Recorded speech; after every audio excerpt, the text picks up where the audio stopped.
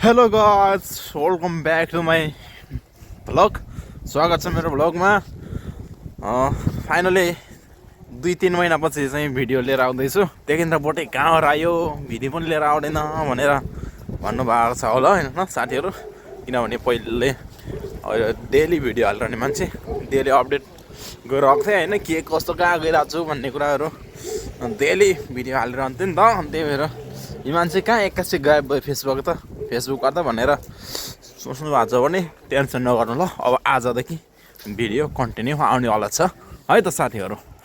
उहाँ चाहिँ हाम्रो साथीहरू होइन, उहाँ प्रवेश ब्रो, धारिङका सोल्टी, उहाँहरू चाहिँ के अरे हो साथी कहाँको रे, मोरङका साथीहरू होइन, दुईजना अग्लाएर हामी चाहिँ अब ड्युटी जाँदैछौँ। यति बेला नेपालको 1 बजिसकेको छ भने यहाँ चाहिँ 9 बजेको छ। हामी ड्युटी जाँदैछौँ। हामी बिहान पनि हिँडेर जाने हो, साँझ पनि हिँडेरै आउने हो। अन्त म चाहिँ यता छु होइन, फेरि चिसो छ यहाँ। ड्युटी जाने बेला चाहिँ यसो अलिअलि बाक्लो कपडा लगाएर जानु लाग्छ होइन। अब कस्तो हुन्छ त्यो बाँकी कुराहरू पनि देखाउँदै जाउँला। यहाँ चाहिँ मौसमले पानी पर्न लागेको, त्यही पनि अब ड्युटी जानु लागेको छौँ। पानी चाहिँ पर्न लाग्दा चिसो हावा चलेको,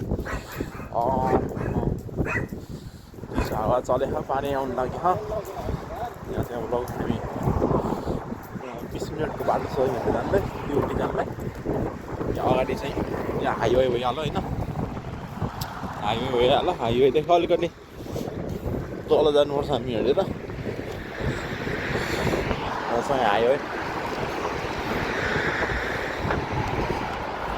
ल गाइज, अब बाँकी के कस्तो हुन्छ पछाडि अर्को भिडियोमा देखाउने छु होइन। अहिलेलाई पनि यति नै भन्दै यो भिडियोबाट बिदा हुन चाहन्छु।